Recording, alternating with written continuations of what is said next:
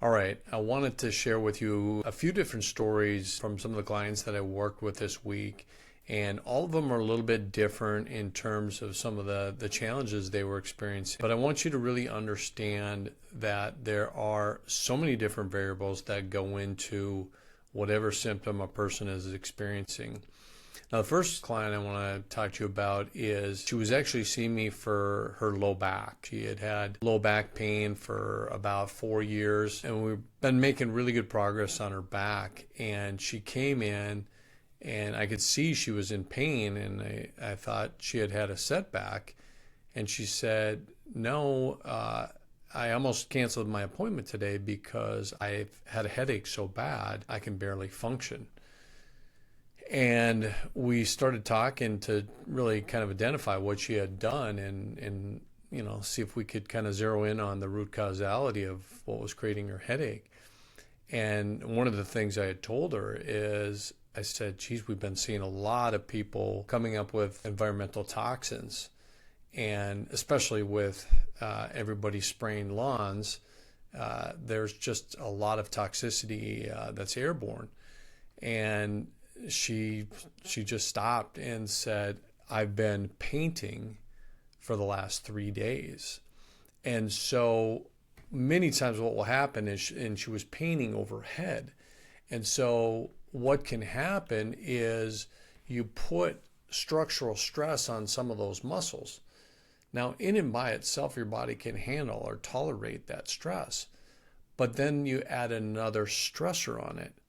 And she was actually coming up with the paint fumes that was creating that of these pain patterns. So these muscles had got really tight. And then what happens is now you add another stressor on that, and that's where it was showing up.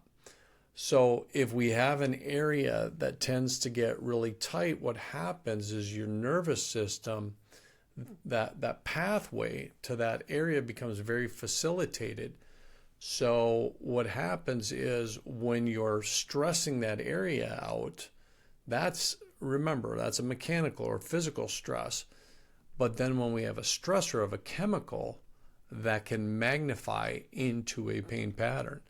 And so what we did is we had given her some tuna oil. She had tested for some tuna oil.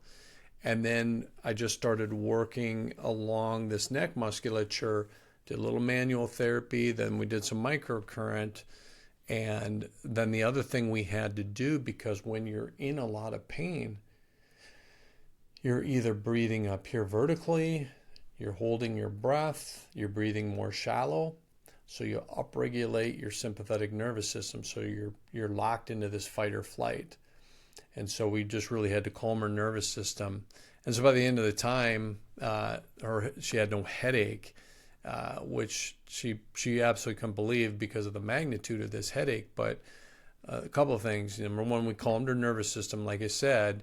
And then after we got her nervous system calmed, then we, again, did the microcurrent on her neck along with giving her the tuna oil. So we addressed the toxin by giving her the tuna oil to absorb those toxins. Then we just did some microcurrent to really settle down those tight muscles.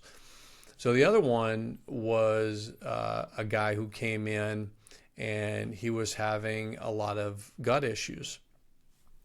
And particularly what had came up was his kidney was coming up. And so if we think of our detoxification pathways like our colon or liver or kidney, and many times there's one of those detoxification pathways that are compromised. And for this individual, it was his kidneys. Now, because internal organs and glands don't have the same pain receptors as, like, for instance, a muscle, what will happen is that kidney will reflex into the muscle. So that's why people that have kidney stress will actually feel low back pain. And what it was is he had eaten some, believe it or not, Pringles potato chips. And so if you look at things like Doritos or Pringles, there's so many different really toxic ingredients in there. So different dyes and colorings and preservatives and additives. And so there's so many different things that can stress a person's body out, particularly, again, if the body is a little bit stressed and we put another stress load on it, it's enough to really throw a person over the edge where they're actually going to go into some sort of inflammatory process. So we gave him a product for his kidney called Arginix, which is really it's interesting because they actually say it's kind of a degunkifier of the kidneys. And almost immediately he started feeling better. So sometimes when we're dealing with food, we can take things like hydrochloric acid or enzymes. And then sometimes what we have to do is we actually have to support a particular organ or gland, whichever organ and gland may be compromised. So very interesting, because sometimes they'll be in our office and literally by the time they leave, they're feeling better. And so the other one was a gal who came in. She had broken her ankle, and so she had recovered from that and rehabilitated it and functioning very, very well. And she came in and she said, I cannot believe I could barely walk. My ankle was hurting so bad. And generally when someone's doing really well and they have a setback, the first question I always ask is, what did you eat?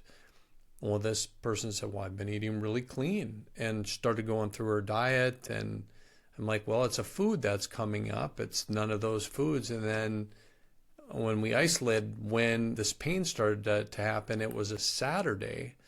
What did you eat on Friday? So we started to go through it, and she had got done with work and she was so hungry on the way home. She happened to have a bar. It was a Kind bar.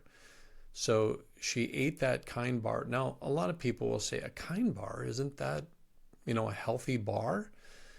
So we have to always qualify these questions by healthy for who. And so she had actually had an adverse reaction. So it doesn't matter what food you're consuming. The question we have to ask again is, based on my biochemistry, is this particular food a biosignature match, or is this something that's going to create some sort of inflammatory response? And for her, that Kind bar really created massive inflammation. And so we did a little microcurrent on that area to settle the inflammation down. She actually took some enzymes in the office, and by the time she left, she had no pain.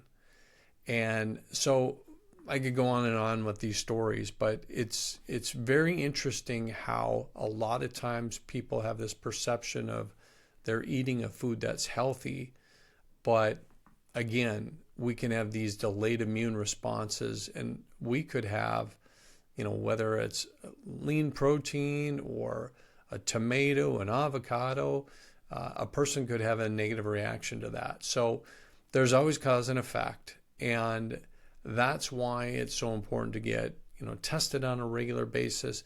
If you're struggling with something and you can't figure out why, many times there's some sort of hidden stressor.